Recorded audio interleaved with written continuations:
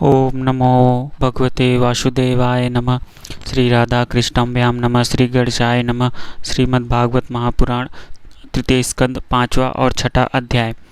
आज हम लोग तृतीय स्कंद का पांचवा और छठा अध्याय को सुनेंगे, जिसमें है विदुर जी का प्रश्न और मैत्रेय जी का सृष्टि क्रम वर्णन और विराट शरीर की उत्पत्ति। चलिए बिना देर किए अपने श्रीमद्भागवत महापुराण जो कथा है उसको सुनते हैं। पांचवा अध्याय, विराट जी का प्रश्न और मैत्रेय जी का सृष्टि क्रम वर्णन। श्री सुखदेव जी कहते हैं, परम ज्ञानी मैत्रेय मुनि हरिद्वार क्षेत्र में विराजमान थे। भगवत भक्ति से शुद्ध हुए हृदय वाले विदुर जी उनके पास जा पहुँचे और उनके साधु स्वभाव से आप्यायित होकर उन्होंने पूछा। विदुर जी ने कहा, भगवान, संसार में सब लोग सुख के लिए कर्म करते हैं, परंतु उनसे न तो उन्हें सुख मिलता है न उनका दुख ही दूर होता है, बल्कि उससे भी उनके दुख की वृद्धि ही होती है। अतः इस विषय में क्या करना उचित है, यह आप मुझे कृपया करके बतलाइए। जो लोग दुर्भाग्यवश भगवान श्री कृष्ण से विमुख, अधर्म परायण और अत्यंत दुखी हैं, उन पर कृपा करने के लिए ही आप जैसे भाग्यशाली भगवत भक्त संसार में विचरा करते हैं।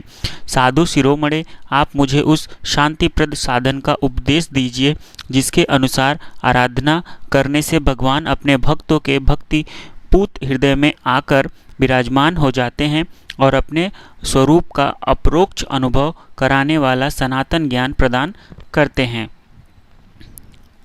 त्रिलोकी के नियंता और परम स्वतंत्र श्री हरि अवतार लेकर जो लीलाएं करते हैं, जिस प्रकार अकर्ता होकर भी उन्होंने कल्प के आरंभ में इस सृष्टि की रचना की, जिस प्रकार इसे स्थापित कर वे जगत के जीवों की जीविका का विधान करते हैं, फिर जिस प्रकार इसे अपने हृदयाकाश में लीन कर वृत्ति शून्य हो योग माया का आश्रय लेकर शयन करते हैं, और जिस प्रकार वे योगेश्वर प्रभु एक होने पर भी इस ब्रह्मांड में अंतर्यामी रूप से अनुप्रविष्ट होकर अनेक रूपों में प्रकट होते हैं, वह सब रहस्य आप मुझे समझाइए। ब्राह्मण, गौ और देवताओं के कल्याण के लिए जो अनेकों अवतार धारण करके लीला से नाना प्रकार के दिव्य कर्म करते हैं, वे भी हमें सुनाइए। यश ईश्वियों के मुकुटमणि श्री हरि के लीला मृत का पान करते करते हमारा मन तृप्त नहीं होता। हमें यह भी सुनाइए कि उन समस्त लोकपतियों के स्वामी श्री हरि ने इस लोकपालों और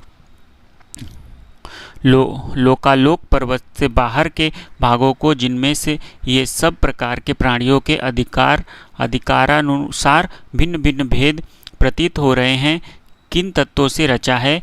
द्विजवर, उन विश्वकर्मा स्वयंभू श्री नारायण ने अपनी प्रजा के स्वभाव, कर्म, रूप और नामों के भेद की किस प्रकार रचना की। भगवान, मैंने श्री व्यास जी के मुख से ऊंच नीच कर्म वर्णों के धर्म तो कई बार सुने हैं, किंतु अब श्री कृष्ण कथामृत के प्रभाव को छोड़कर अन्य स्वल्प सुखदायक धर्मों से मेरा चित्त उब गया है। उन तीर्थपाद श्री हरि के गुणानुवाद से तृप्त हो भी कौन सकता है। उनका तो नारदादि महागण भी आप जैसे साधुओं के समाज में कीर्तन करते हैं, तथा जब ये मनुष्यों के कर्ण रंध्रों में प्रवेश करते हैं, तब उनकी संरचना में संसार चक्र में डालने वाली घर गृहस्थी की आसक्ति को काट डालते हैं। भगवान, आपके सखा मुनिवर कृष्ण द्वैपायन ने भी भगवान के गुणों का वर्णन करने की इच्छा से ही महाभारत रचा है। उसमें भी विषय सुखों का उल्लेख करते हुए मनुष्यों की बुद्धि को भगवान की कथाओं की ओर लगाने का ही प्रयास किया गया है। यह भगवत कथा की रुचि श्रद्धालु पुरुष के हृदय में जब बढ़ने लगती है, तब अन्य विषयों से उसे विरक्त कर देती है। वह भगवत चरणों के निरंतर चिंतन से आनंदमग्न हो जाता है और उस पुरुष के सभी दुखों का तत्काल अंत हो जाता है। मुझे तो उस सोचनियों के भी सोचनीय अज्ञानी पुरुषों के लिए निरंतर खेद रहता है, जो अपने पिछले पापों के कारण श्रीहरि की कथाओं से विमुख रहते हैं। हाय काल भगवान, उनके अमूल्य जीवन को काट रहे हैं और वे वाणी, देह और मन से व्यर्थ वाद विवाद, व्यर्थ चेष्टा और व्यर्थ चिंतन में लगे रहते हैं। मैत्रेय जी, आप दीनों पर कृपा करने वाले हैं। अतः भौरा जैसे फूलों में से रस निकाल लेता है, उसी प्रकार इन लौकिक कथाओं में से इनकी सारभूत परम कल्याणकारी पवित्र कीर्ति श्रीहरि की कथाएं छांट कर हमारे कल्याण के लिए सुनाइए। उन सर्वेश्वर ने संसार की उत्पत्ति, स्थिति और संहार करने के लिए अपनी माया शक्ति को स्वीकार कर राम कृष्णादि अवतारों के द्वारा जो अनेकों अलौकिक लीलाएं की है, वे सब मुझे सुनाइए। श्री सुखदेव जी कहते हैं, जब विदुर जी ने जीवों के कल्याण के लिए इस प्रकार प्रश्न किया, तब तो मुनिश्रेष्ठ भगवान मैत्रेय जी ने उनकी बहुत बड़ाई करते हुए यो कहा। श्री मैत्रेय जी बोले, साधु स्वभाव विदुर जी, आपने सब जीवों पर अत्यंत अनुग्रह करके यह बड़ी अच्छी बात पूछी है। आपका चित्त तो सर्वदा श्री भगवान में ही लगा रहता है, तथापि इससे संसार में भी आपका बहुत सुयश फैलेगा। आप श्री व्यास जी के औरस पुत्र हैं, इसलिए आपके लिए यह कोई बड़ी बात नहीं कि आप अनन्य भाव से सर्वेश्वर श्री हरि के ही आश्रित हो गए हैं। आप प्रजा को दंड देने वाले भगवान यम ही है। मांडव्य ऋषि का शाप होने के कारण ही आपने श्री व्यास जी के वीर्य से उनके भाई विचित्र वीर्य की भोग पत्नी दासी के गर्भ से जन्म लिया है। आप सर्वदा ही श्री भगवान और उनके भक्तों को अत्यंत प्रिय है, इसलिए भगवान निजधाम पधारते समय मुझे आपको ज्ञानोपदेश करने की आज्ञा दे गए हैं। इसलिए अब मैं जगत की उत्पत्ति, स्थिति और लय के लिए योग माया के द्वारा विस्तारित हुई भगवान की विभिन्न लीलाओं का क्रमशः वर्णन करता हूँ। सृष्टि रचना के पूर्व समस्त आत्माओं के आत्मा एक पूर्ण परमात्मा ही थे, न दृष्टा था न दृश्य। सृष्टि काल में अनेक वृत्तियों के भेद से जो अनेकता दिखाई पड़ती है, वह भी वहीं थे, क्योंकि उनकी इच्छा अकेले रहने की थी। वे ही दृष्टा होकर देखने लगे, परंतु उन्हें दृश्य दिखाई नहीं पड़ा, क्योंकि उस समय वे ही अद्वितीय रूप से प्रकाशित हो रहे थे। ऐसी अवस्था में अपने को असक्त के समान समझने लगे। वस्तुतः वे असक्त नहीं थे, क्योंकि उनकी शक्तियाँ ही सोई थी। उनके ज्ञान का लोप नहीं हुआ था। यह दृष्टा और दृश्य का अनुसंधान करने वाली शक्ति ही कार्य कारण रूप माया है। भगवान विदुर जी इस भाव रूप अनिवार्यनीय माया के द्वारा ही भगवान ने इस विश्व का निर्माण किया है। काल शक्ति से जब यह त्रिगुणमयी माया क्षोभ को प्राप्त हुई, तब उन इंद्रियातीत चिन्मय परमात्मा ने अपने अंश पुरुष रूप से उसमें चिदाभास रूप बीज स्थापित किया। तब काल की प्रेरणा से उस अव्यक्त माया से महत्व प्रकट हुआ। वह मिथ्या अज्ञान का नाश होने के कारण विज्ञान स्वरूप और अपने में सूक्ष्म रूप से स्थित प्रपंच की अभिव्यक्ति करने वाला था। फिर चिदाभास गुण और काल के अधीन उस महात्मा ने भगवान की सृष्टि पड़ने पर इस विश्व की रचना के लिए अपना रूपांतर किया। महत्व के विकृत होने पर अहंकार की उत्पत्ति हुई, जो कार्य, कारण और कर्ता, अभिभूत, अध्यात्म और आधिदेव रूप होने के कारण भूत, इंद्रिय और मन का कारण है। वह अहंकार वैकारी, तेजस और तामस भेद से 3 प्रकार का है। अतः अह तत्व में विकार होने पर वैकारिक अहंकार से मन और जिससे विषयों का ज्ञान होता है, वे इंद्रियों के अधिष्ठाता देवता हुए। तेजस अहंकार से ज्ञानेंद्रिया और कर्मेंद्रिया हुई तथा तामस अहंकार से सूक्ष्म भूतों का कारण शब्द तंत्र मात्र हुआ और उससे दृष्टांत रूप से आत्मा का बोध कराने वाला आकाश उत्पन्न हुआ। भगवान की दृष्टि जब आकाश पर पड़ी, तब उससे फिर काल, माया और चिदाभास के योग से स्पर्श तन्मात्र हुआ और उसके विकृत होने पर उससे वायु की उत्पत्ति हुई।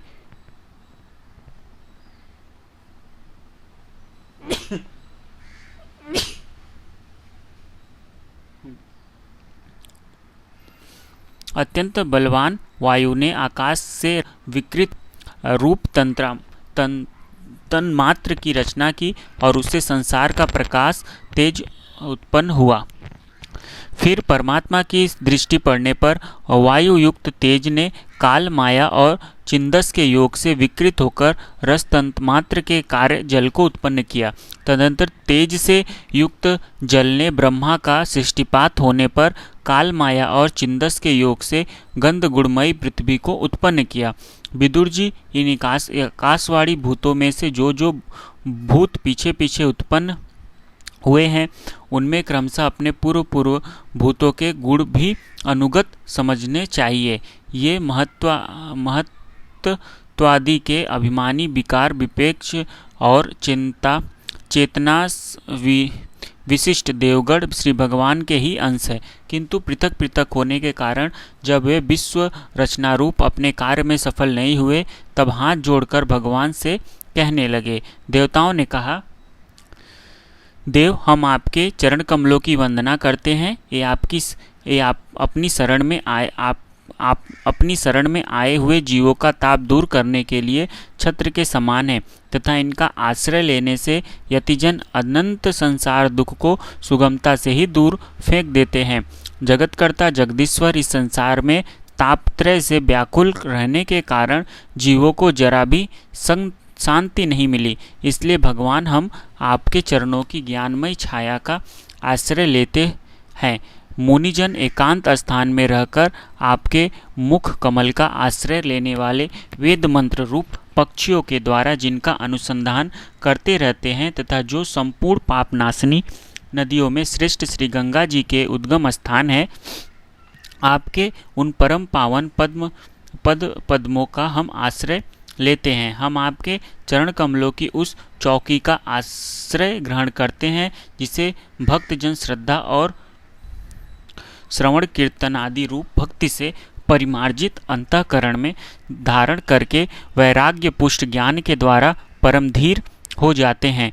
ईश, आप संसार की उत्पत्ति, स्थिति और संहार के लिए ही अवतार लेते हैं। अतः हम सब आपके उन चरण कमलों की शरण लेते हैं जो अपना स्मरण करने वाले भक्तजनों को अभय कर देते हैं। जिन पुरुषों का देह गेह तथा उनसे संबंध रखने वाले अन्य तुच्छ पदार्थों में अहंता ममता का दृढ़ दुराग्रह है, उनके शरीर में रहने पर भी जो अत्यंत दूर है, उन्हीं आपके चरणा रविंदों को हम भजते हैं। परम यशस्वी परमेश्वर इंद्रियों के विषयाभिमुख होने के कारण जिसका मन सर्वदा बाहर ही भटकता रहता है, वे पामर लोग आपके विलासपूर्ण पादविन्यास की शोभा के विशेषज्ञ भक्तजनों का दर्शन नहीं कर पाते, इसी से आपके चरणों से दूर रहते हैं। देव, आपके कथामृत का पान करने से उमड़ी हुई भक्ति के कारण जिसका अंतःकरण निर्मल हो गया है, वे लोग वैराग्य ही जिसका सार है, ऐसा आत्मज्ञान प्राप्त करके अनायास ही आपके वैकुंठ धाम को चले जाते हैं। दूसरे धीर पुरुष चिंत निरोध रूप समाधि के बल से आपकी बलवती माया को जीतकर आप में ही लीन हो जाते हैं, पर उन्हें श्रम बहुत होता है, किंतु आपकी सेवा के मार्ग में कुछ भी कष्ट नहीं है। आदिदेव, आपने सृष्टि रचना की इच्छा से हमें त्रिगुण में रचा है, इसलिए विभिन्न स्वभाव वाले होने के कारण हम आप में मिल नहीं पाते हैं। इसी से आपकी क्रीड़ा के साधन रूप ब्रह्मांड की रचना करके उसे आपको समर्पित करने में असमर्थ हो रहे हैं। अतः जन्म रहित भगवान, जिससे हम ब्रह्मांड रचकर आपको सब प्रकार के भोग समय पर समर्पित कर सके और जहाँ स्थिर होकर हम भी अपनी योग्यता के अनुसार अन्न ग्रहण कर सके, या ये सब जीव भी सब प्रकार की विघ्न बाधाओं से दूर रहकर हम और आप दोनों को भोग समर्पित करते हुए अपना अपना अन्न भक्षण कर सके, ऐसा कोई उपाय कीजिए। आप निर्विकार पुरा पुरुष ही अन्य कार्यवर्ग के सहित हम देवताओं के आदि कारण है। देव, पहले आप अजन्मा ही ने सत्वादि गुण और जन्मादि कर्मों की कारण रूपा माया शक्ति में चिदाभास रूप वीर्य स्थापित किया था। परमात्मा देव महत्व आदि रूप हम देवगण जिस कार्य के लिए उत्पन्न हुए हैं, उसके संबंध में हम क्या करें देव? हम पर आप ही अनुग्रह करने वाले हैं, इसलिए ब्रह्मांड रचने के लिए आप हमें क्रिया शक्ति के सहित अपनी ज्ञान शक्ति भी प्रदान कीजिए। हमारा यहाँ पे 5वां अध्याय समाप्त होता है। अब हम लोग 6ठे अध्याय को सुनेंगे। विराट शरीर की उत्पत्ति।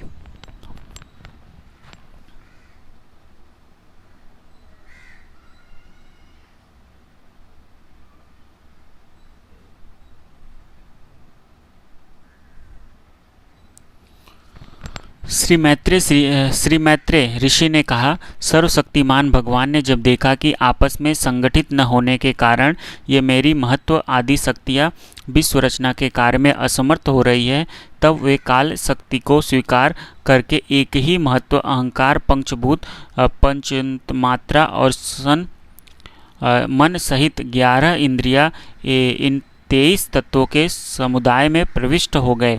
उनमें प्रविष्ट होकर उन्होंने जीवों के सोए हुए अंदृश्य को जागृत किया और परस्पर विगल हुए उस तत्व समूह को अपनी क्रिया शक्ति के द्वारा आपस में मिला दिया। इस प्रकार जब भगवान ने अदृष्ट को कार्योन्मुख किया, तब उस 23 तत्वों के समूह ने भगवान की प्रेरणा से अपने अंशों द्वारा अधिपुरुष विराट को उत्पन्न किया। अतः जब भगवान ने अंश रूप से अपने उस शरीर में प्रवेश किया, तब वह विश्व रचना करने वाला महत्व आदि का समुदाय एक दूसरे से मिलकर परिणाम को प्राप्त हुआ।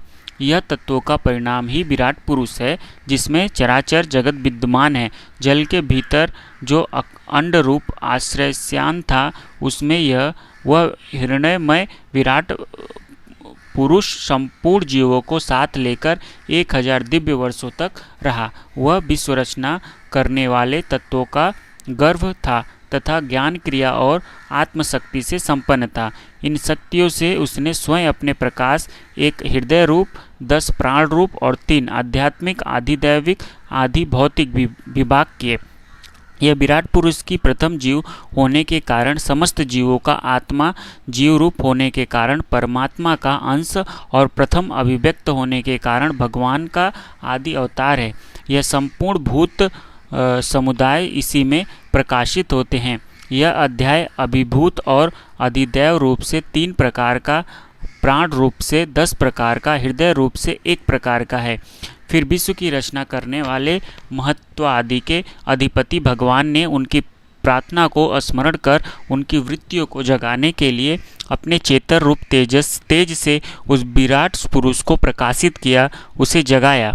उसके जागृत होते ही देवताओं के लिए कितने स्थान प्रकट हुए, यह मैं बतलाता हूँ, सुनो। विराट पुरुष के पहले मुख प्रकट हुआ, उसमें लोकपाल अग्नि अपने अंश वागींद्रिया के समेत प्रविष्ट हो गया, जिससे यह जीव बोलता है। फिर विराट पुरुष के तालु उत्पन्न हुआ, उसमें लोकपाल वरुण अपने अंश रसनेन्द्रिया के सहित स्थित हुआ, जिससे जीव रस ग्रहण करता है। इसके पश्चात उस विराट पुरुष के नाथुन प्रकट हुए, उसमें दोनों अश्विनी कुमार अपने अंश घ्राणेन्द्रियों के सहित प्रविष्ट हुए, जिससे जीव गंध ग्रहण करता है। इसी प्रकार जब उस विराट देह में आंखें प्रकट हुई, तब उसमें अपने अंश नेत्रेंद्रिया के सहित लोकपति सूर्य ने प्रवेश किया, जिस नेत्रेंद्रिय से पुरुषों को विविध रूपों का ज्ञान होता है। फिर उस विराट विग्रह में त्वचा उत्पन्न हुई, उसमें अपने अंश त्वचांद्रिया के सहित वायु स्थित हुआ, जिस त्वचेंद्रिया से जीव स्पर्श का अनुभव करता है।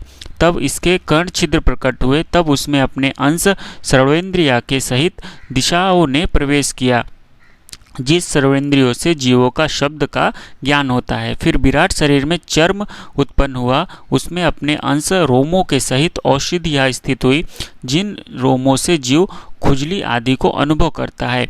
अब उनके लिंग उत्पन्न हुए, अपने इस आश्रय में प्रजापतियों ने अपने अंश वीर्य के सहित प्रवेश किया, जिससे जीव आनंद का अनुभव करता है। फिर विराट पुरुष के गुदा प्रकट हुए, उसमें लोकपाल मित्र ने अपने अंश पायु इंद्रिय के सहित प्रवेश किया, इससे जीव मल त्याग करता है। इसके पश्चात उसके हाथ प्रकट हुए, उसमें अपनी ग्रहण त्याग रूपा शक्ति के सहित देवराज इंद्र ने प्रवेश किया। इस शक्ति से जीव अपनी जीविका का प्राप्त करता है। तब इसके चरण उत्पन्न हुए, तब उनमें अपनी शक्ति गति के सहित लोकेश्वर विष्णु ने प्रवेश किया। इस गति शक्ति द्वारा जीव अपने गंतव्य स्थान पर पहुंचता है।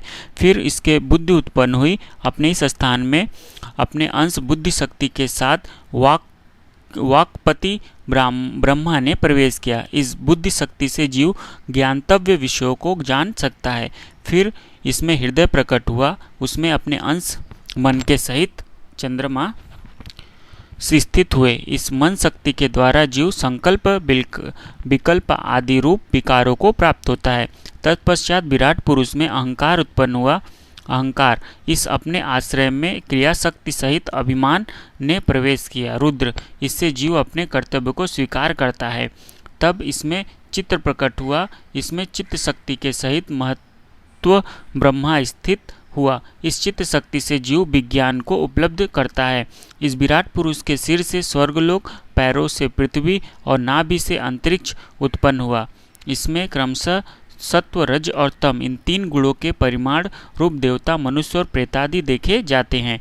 इनमें देवता लोक सत्व गुण की अधिकता के कारण स्वर्गलोक में मनुष्य और उनके उपयोगी गौ आदि जीव रजोगुण की प्रधानता के कारण पृथ्वी में तथा तमोगुणी स्वभाव वाले होने से रुद्र के पारदर्शद भूत प्रेत आदि दोनों के बीच में स्थित भगवान के नाभि स्थानीय अंतरिक्ष लोक में रहते हैं।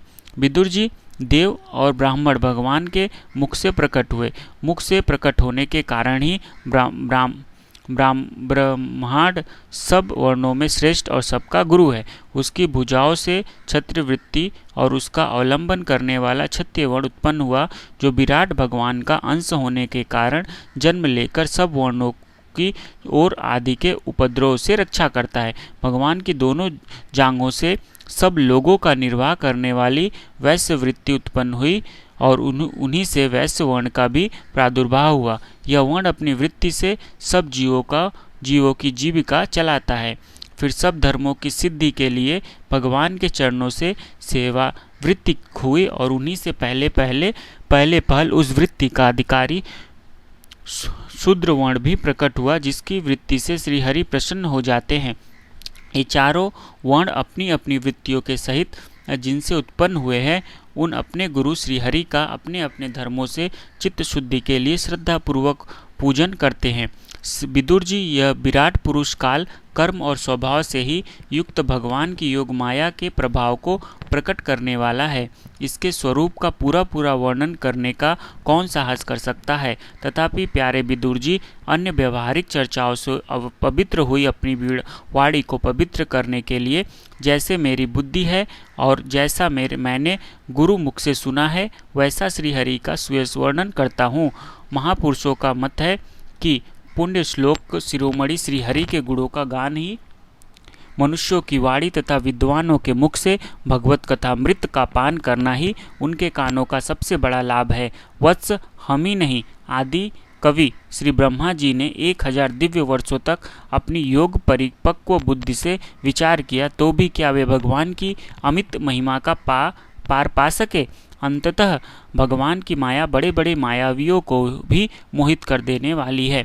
उसकी चक्कर में डालने वाली चाल अनंत है। अतएव स्वयं भगवान भी अपनी था नहीं लगा सकते, फिर दूसरों की तो बात ही क्या है। जहाँ न पहुंचकर मन के सहित वाणी भी लौट जाती है तथा जिसका पार होने में अहंकार के अभिमानी रुद्र एवं अन्य इंद्राधिष्ठाता देवता भी समर्थ नहीं है, उन श्री भगवान को हम नमस्कार करते हैं। प्रेम से बोलो राधे राधे, जय श्री कृष्ण। यहाँ पे हमारा 6वां अध्याय समाप्त होता है। नेक्स्ट वीडियो में हम लोग 7वां और 8वां अध्याय को सुनेंगे।